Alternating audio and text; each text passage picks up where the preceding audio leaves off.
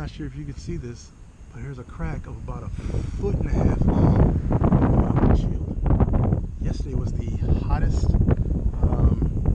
day of the year in Maryland, and this is the results of what happened when you try to wash your car with the spigot when your windshield is a whopping 142 degrees Fahrenheit. The interior of the car was 162. Now, this sunshade here, I think, contributed to the problem as well. It's interior of the car, so I think the sun hit this sunshade. Well, first it hits the glass, hits the sunshade, bounces back, and therefore superheating the glass, I believe, making it even worse. But also I didn't take into account that the cold water from the spigot was colder than I had imagined. I didn't check the temperature of the water beforehand, and I thought it was a small probability that this could happen. But you know, I gambled and it was wrong. So learn from my mistake. Don't wash your car in the blazing hot sun, especially when the window temps are 142 degrees. I probably wouldn't even wash it over 120 degrees next time. Air out the car right before you wash it, because that would significantly reduce the heat in the car too. I had originally planned to do washing the car early in the morning, but I got distracted by a couple of errands and things. So by the time I got to the car, it was like 12 noon, the hottest part of the day. So I made a couple of mistakes. And, you know, ironically, I knew this could potentially happen, but it was a small chance of it, I thought. And yet, a perfectly good windshield was ruined because I wanted to wash the car that day, yesterday, and get all the green pollen off that was caked up on it. It was driving my allergies insane. So, lesson learned. But this is how hot it can get. And the hottest temperature of the day was only 91.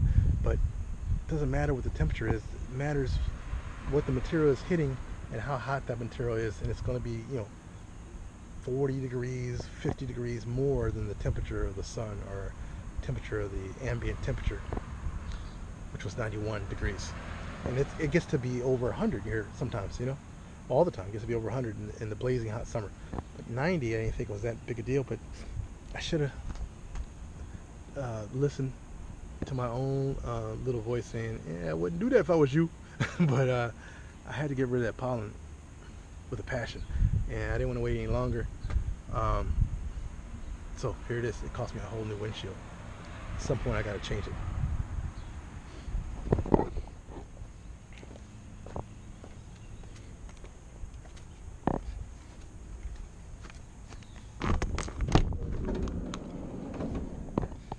As you can see, the interior of the van, which just has insulation on the roof and the floor. Already it's like just about 1 o'clock in the afternoon. The floor is at 98 degrees.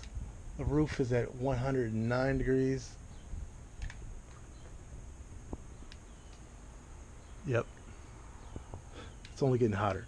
It'll probably get up to be about 110 in here at some point. So even with these two max fans that I have on both sides of the van, it's not going to be enough. Even right now, it's not enough.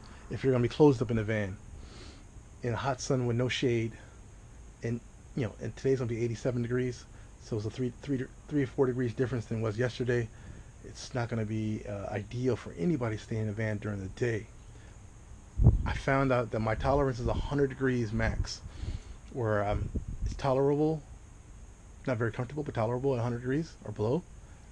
Right now, it's slightly over that right now. So right now, it's over my limit of 100. You know, on average, it's about 101, 102. But with the door open, or both doors open, the side door and the back door, of course, it's very pleasant because the wind is blowing through the whole van. I'm not sure you can do that 24/7. Stealth camping, even stealth parking, and you know, you might not want to have the doors all open, exposed 24/7. So my advice to you is don't be in the van. That's the only that's the only solution I have for you, because it don't matter how much insulation you have. When it's 100 degrees and your van is 120 degrees inside, it doesn't matter how much insulation you have. You're gonna pay for it now or later. And what I mean by that is, you might stave off the heat for a few hours, but when the heat finally does come through the insulation, it's going to sit there in the insulation and dissipate over hours. So you're not going to get any good sleep, I guarantee it. As an example, I stayed in my house with no AC on purpose, and the house got to be 88 degrees. Comparison, the van got to be 114 max. But the house is also partially shaded. Also has a basement level, you know what I'm saying, it's slightly below ground, so that helps the house stay a little cooler. Plus, it's well insulated, obviously, and I got double pane windows on the glass. So, in comparison, though, the van cooled off 8 hours sooner than the house did. So the van got down to 80 degrees when I went to bed, 11 o'clock at night. The house is at 88 degrees. 3 o'clock in the morning, the van was down to 71 degrees. The house was down to 85 degrees. Actually, I think it was 86. 86. The house is at 86. This is all Fahrenheit temperature, too. So the house is at 86. So 6 o'clock in the morning, the house is at 84 on average, and the van was at 71. Now, even the outside temperature was only 75, so the van had got cooler for some reason than the outside temperature, which is amazing. The house was always 10 degrees hotter than it was outside. Keep in mind, I didn't have any windows open because I'm trying to keep the bugs out and the pollen out, because I'm, mess with my sinuses very badly sometimes. So it don't matter how much insulation you have. In the summertime, it's gonna beat you down. Maybe not in the beginning of the day, but at the end of the day, you're gonna be suffering. So I'd rather sleep good at night, cooler temps, suffer during the day, and just not be in the van during the day and during the hottest part of the time, 12 to 4 o'clock. You know what I'm saying? Just be out of the van. Go to a coffee shop, go to the mall, go to a food court, go to a cafe, go to a library, a restaurant, anything to get out of the heat, because it's intolerable. And I can take a lot. 100 degrees I can take. 114 I can't take. And I had 3 fans going. The 2 you see up here, and I had a third fan, which is a 120 volt third fan running, just blowing hot air around. It wasn't pleasant. I did that for an hour, and I couldn't take no more. I had to get out before I died, literally. Your body can't sustain 114 degrees or anything over 100 degrees for too long. Even in jacuzzis, they're 130 degrees. They recommend you get out of there before an hour. I think it's like 35 minutes or no more than an hour. You can't be in a jacuzzi because it's just too hot, and it might mess with your brain. You know what I'm saying? I don't know exactly scientifically what happens to your body, but I know your core temperature is only 98.6 degrees, so 130 is well beyond that.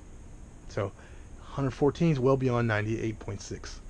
100 degrees is well beyond 98.6, but 100 doesn't really mean that your body internally is going to be 100. You know what I'm saying? Plus, I got fans blowing on me. You know what I'm saying? At 100.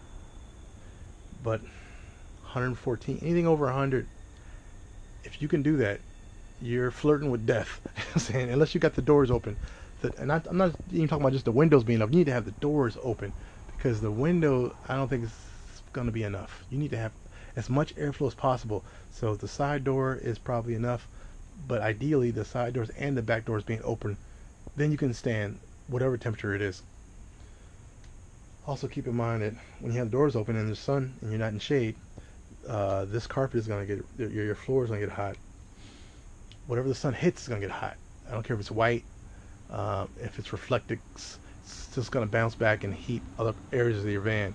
So unless you're parked under a shade tree, if you're that lucky, if you live in flat, hot Texas or Mexico, I don't know how you're going to, or New Mexico, I don't know how you're going to find those areas where the trees are at, because I went to Texas, I couldn't find no trees in Texas. I kid you not. And I got sunburned just driving down the road with my sunroof open, so on top of my head. So it's not humid either, so it's just a straight sun and heat. It ain't about humidity like in Florida or somewhere. So I'm not going to do any more insulation because I can't take it anymore. The little insulation I have right now. Keep in mind, I also have insulation in the doors, both the side door and the back doors. And I had the sunshades up on all the windows, which are two in the back, two on the side, and then the one front window. So this is the real truth about insulation. All them other videos that you've seen, they speculate. They do all their installation at once and then test it out. I tested every single piece of insulation and the sound deadener all separately in different temperatures, like hot, cold, extreme heat now. So everything I've done, every time I've done a little something to insulate the van, I've tested it out, each individual product separately. So I've tested it down to -20 Fahrenheit up to 191 Fahrenheit, but internally the van was 114. So I don't know any more extremes that I want to do more than that, because I was putting my life at risk doing that hour in the van. The cold temps, you can always add on more clothes, you can always add on more sheets, covers, bedding, you know what I'm saying, extra socks, wool clothes. You can add more stuff in, but when it gets too hot, there's only so much you can take off. I had shorts on and a t-shirt, and there was no relief.